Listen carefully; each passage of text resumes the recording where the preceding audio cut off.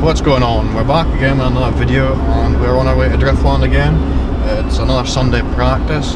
Hopefully it's not going to be quite as busy this time and we'll get some more seat time in for some better videos. The weather's looking pretty good at the moment. The road's still damp but the sun is showing and I think it might dry up by lunchtime hopefully, so it should be good. Since the last time we were down we've made quite a lot of changes to the car. Last time we mentioned that the gauges and everything weren't quite working as it should be, and I suspected that the car wasn't charging 100%, the alternator wasn't working right. So when we got it home we checked out that and actually found it was the total opposite of that. The alternator was actually overcharging the car. It was charging at about 16.5 to 17 volts, which is obviously no good. So we changed out the alternator and that's now working fine. The car's charging as it should be and all the gauges and dials are reading what they should be, which is good. The only other issue we're having with the car now still is the idle isn't proper. Idle's alright if you take it down nice and gentle, but if the revs drop quickly it just drops straight off the bottom and doesn't idle at all, it just stalls straight away. So we've still got to look into that a bit further and see what the problem is there. But for now we've just left the idle kind of quite high. It's up at about 1,500 RPM just to stop it from stalling all the time, so it's a good workaround.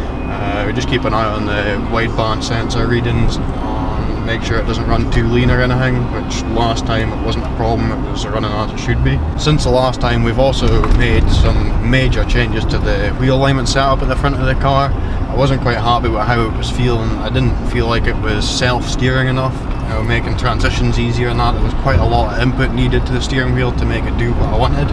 And so we've changed quite a lot of setup with the wheel alignment there to try and make it self-steer a bit better. We've changed the caster, we've changed the camber and we've changed the tow settings, so it's pretty much going to be a totally different car this time. So we'll see how that goes. Fingers crossed it's better and not worse. It's kind of not, the car runs Wisefab and it's not really how Wisefab recommend you to run the setup, but I don't see the point of sticking with what they say if it's not how I like the car to be. So we've changed it and we can only see what happens. It can only be bad and we just put it back if it's worse, so it's not really a big problem. We're about 5 minutes from Driftland at the moment, so we'll see you over there and we will get unloaded. We've got plenty of time this time. Unlike last time we didn't have any problems leaving, so we are here with just under an hour to spare actually, so we'll maybe get a quick walk around the pits and let you see some of the cars that go to Driftland, and then we'll get on with the drifting.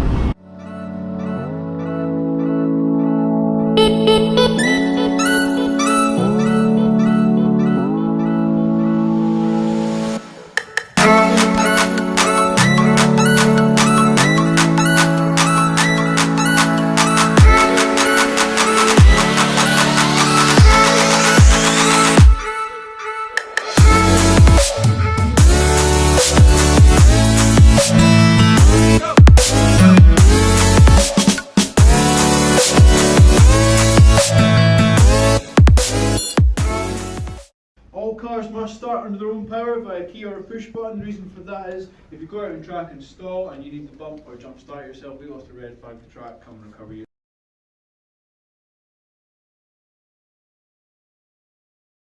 We will be super strict on oil fluid leaks today because of the layout we're doing. It's got a bit of fast entry and losing grip on that entry is horrible to experience. So if there's any oil fluid leaks in your car at all, we will ask you to go away into the pits and check that out, and you will only be able. So we're sitting lined up ready to go out. We're first to be on track, well, except for a few cars in front of me, but we'll be the first group out on track. As always, I am extremely nervous going out in the car after making some changes. The worst thing possible is going out with folks behind you who kind of know you're driving and like to try and get close behind you. You know, you always got to hope that they don't kind of just go for it straight away when you don't know how the car is going to handle. So we'll just have to kind of hold back a little bit so everyone knows to kind of keep a distance, and then we'll go for it and see how the new setup is. Yeah.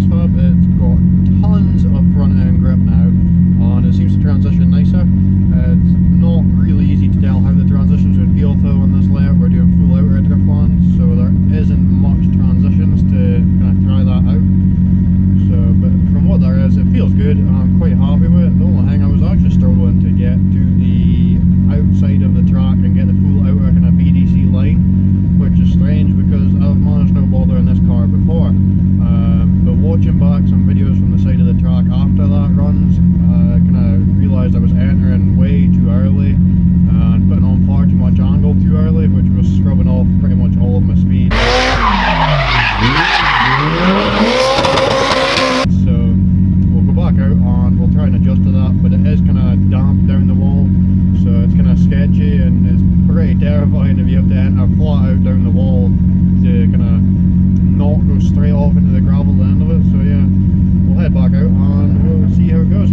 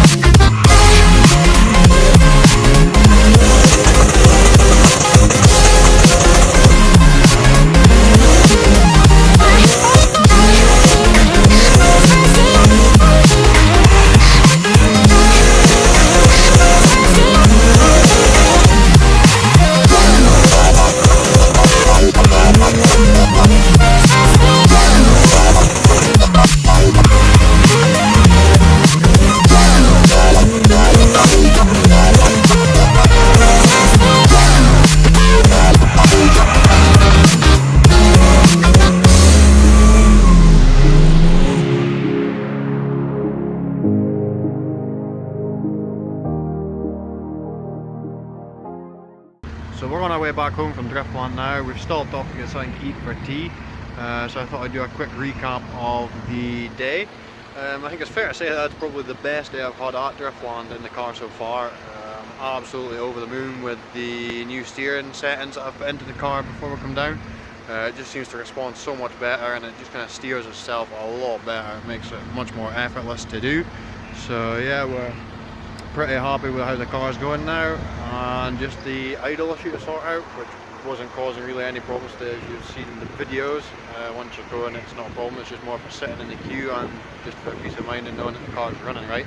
I think we're going to put it in somewhere to get it checked over and possibly get the map checked out just in case it is an issue with the mapping. You know, obviously there has been changes made to the car since the map was put on, new intercoolers and things like that, so it's probably due a kind of check over anyway, so we'll get that done.